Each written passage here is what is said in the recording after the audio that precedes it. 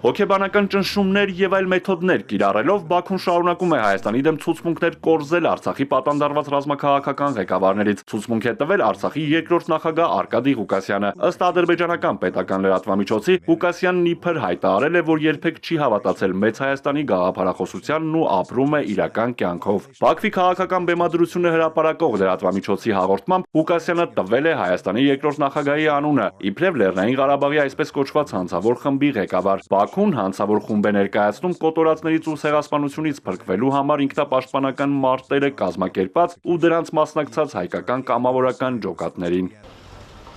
Արցախի ազատամարտի բոլոր հերոսներին պահանջող Բաքվի դատարանում դատավորը, դատախազներն ու այսպես կոչված տուժողները հարցեր են ուղղել նաև Բակո Սահակյանին, Արայիկ Հարությունյանին, Դավիթ Իշխանյանին եւ Դավիթ Բաբայանին։ Արայիկ Հարությունյանն ասել է, որ Արցախի շարժումը սկսելու տարիներին ինքը 14 տարեկան է եղել ու չի մասնակցել հանրահավաքներին, սակայն ճանաչում է այն մարդկանց, որոնք ելույթներ են ունեցել այդ ժամանակ։ Արցախի ռազմաքաղաքական ղեկավարության հաջորդ նիստը մարտի 13-ին է։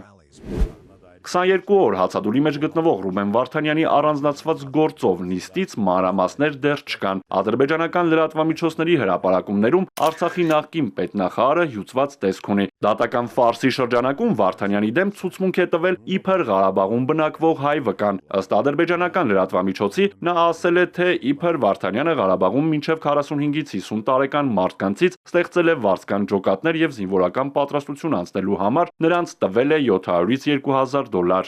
Wir stehen hier, die sofortige Freilassung der armenischen Geiseln in Aserbaidschan zu fordern. Պատանդներին ազատ արձակելու պահանջով Բեռլինում հայ համայնքը ակցիա իրականացրել։ Նրանք Բաքվում դատվում են միայն հայ լինելու համար, ասել են Բրանդենբուրգյան դարպասների մոտ հավաքվածները։ Գերմանացի մի խումբ իրավապաշտպաններ ու մեր հայրենակիցները պահանջում են պատժամիջոցներ կիրառել Ադրբեջանի նկատմամբ։ Հաշվի առնելով մարդու իրավունքների շարունակական խախտումները, Եվրամիությունը պետք է վերանայի Ադրբեջանի հետ իր տնտեսական եւ էներգետիկ հարաբերությունները, խուսափելու համար մեղսակցությունից։